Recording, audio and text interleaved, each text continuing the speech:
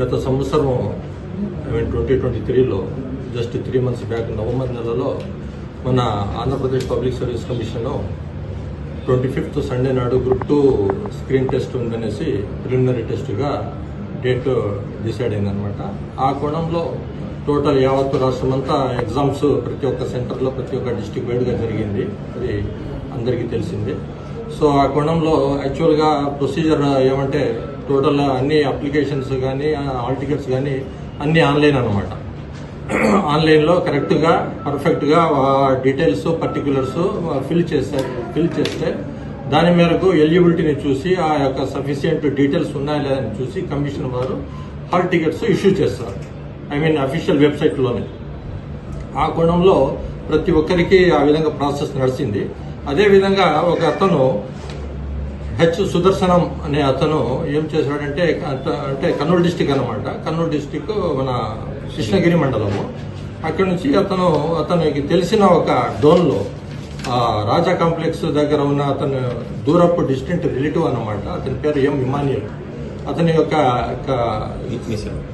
Centre ఉంటే ఆ సెంటర్లో నెట్ సెంటర్లో వెళ్ళి నాకు కూడా అప్లికేషన్ లోడ్ చేయి, నా డీటెయిల్స్ పాస్పోర్ట్ సైజ్ ఫోటోస్ అన్నీ ఇచ్చాడనమాట.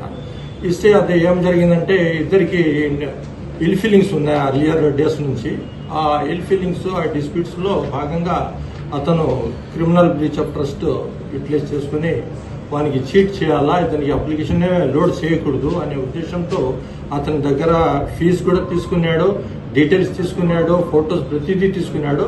బట్ కాలయాపన చేసి ఆ యొక్క గడువు డేట్ వరకు కూడా అతను ఫిలప్ చేయకుండా అప్లోడ్ చేయకుండా అతను వదిలేశాడు అనమాట. ఆ తర్వాత కొద్ది రోజుల తర్వాత గడువు కూడా వచ్చేసింది. హాల్ టికెట్ ఇష్యూ చేయడంలో చేయలేదు. అతను తరచూ అడుగుతున్నాడు. అంతలో ఒక అతను మండల శ్రీనివాసులు అనే అతను కూడా కావాలనేసి అతను ఆల్రెడీ చేసుకున్నాడు అనమాట వేరే చోట. అతను హాల్ టికెట్ రిలీజ్ చేసుకున్నాడు, ఇష్యూ తీసుకున్నాడు. ఆ కోణంలో అప్పుడు ఆ యొక్క ఒరిజినల్ అతని యొక్క ఎవరైతే మండల శ్రీనివాసులు అతను తీసుకున్న హాల్ టికెట్ బేస్ చేసుకుని అతని యొక్క డీటెయిల్స్ అతను పెట్టుకునేసి అతని యొక్క పీడిఎఫ్ కన్వర్షన్ అప్లికేషన్ నుంచి మన ఎంఎస్ వర్డ్ అప్లికేషన్లోకి డైవర్ట్ చేసుకునేసి ఆ టోటల్ డీటెయిల్స్ ఎడిట్ చేసి ఇతని యొక్క ఫేక్ ఫోటో అండ్ డీటెయిల్స్ అన్ని అప్లోడ్ చేసి ఇతనికి డూప్లికేట్ హాల్ టికెట్ ఇవ్వడం జరిగింది.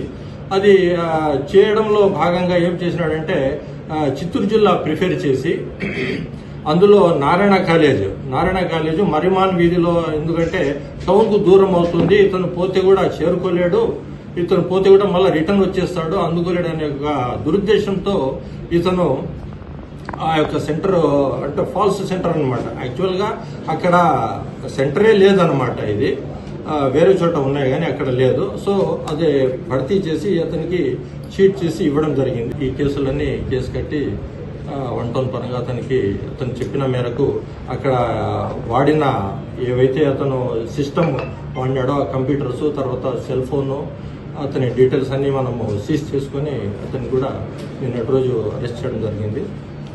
సో ఈ కోణంలో మా ఎస్పీ గారి యొక్క చొరవ, వారి యొక్క ఆదేశం మేరకు తర్వాత చేసిన టీంకు చాలా రియల్గా కంగ్రాచులేట్ చెప్పడం జరిగిందనమాట టీంకు.